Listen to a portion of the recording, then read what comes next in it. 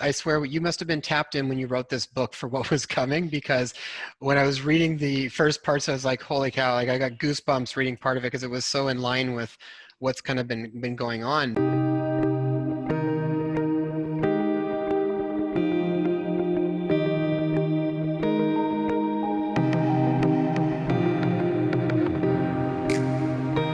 I would love to hear a little bit about Weticko. The shamans in Hawaii, or the Hawaiians, call a specific virus or parasite, sort of like a spiritual virus or parasite, that the Cree tribe of North America called, the Hawaiians call this Weticko. And that this is basically this contagious psycho-spiritual disease of the human soul. And and then we'll go into the next piece of this, but I wonder if you can unpack that a little bit as far as what that is and how that is permeating culture now. Yeah, so Weticko is actually a word that comes out of some of the North American shamanic traditions. The Hawaiians call it the same thing, eepa, which essentially means a real bad spirit. Okay. And so the Weticko virus is a virus or parasite of the mind, and it's largely born from our disconnection from the natural world.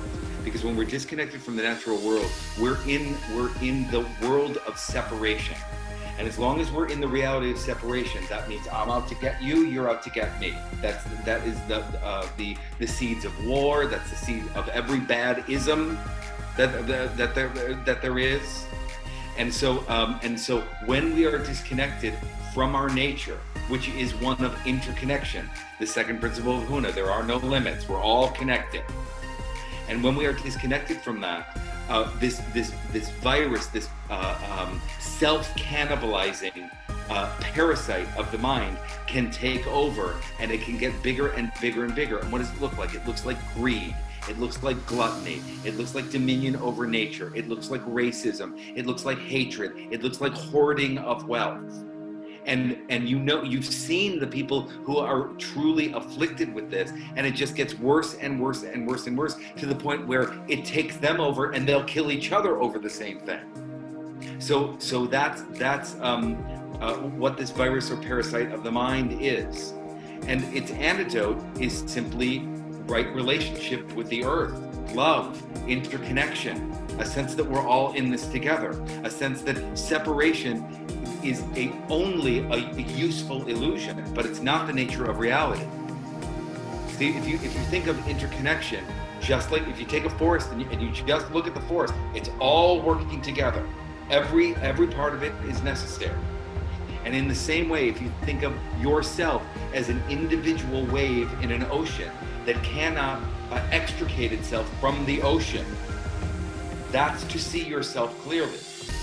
Which means that any individual action that we take towards our own self-investment, towards our own healing, towards our own growth, towards bringing more love into our life, has a substantive and direct correlation with the all.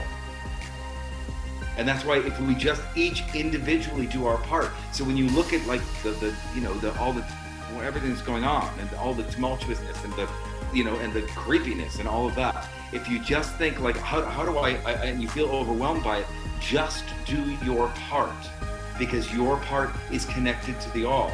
My Hawaiian teacher says, if you want to heal someone or something, think of them or think of that thing and you feel good. Mm-hmm. And that's what this is getting at. And that's the antidote. The antidote to Weticko or eepa is aloha. Aloha means the sharing of life force.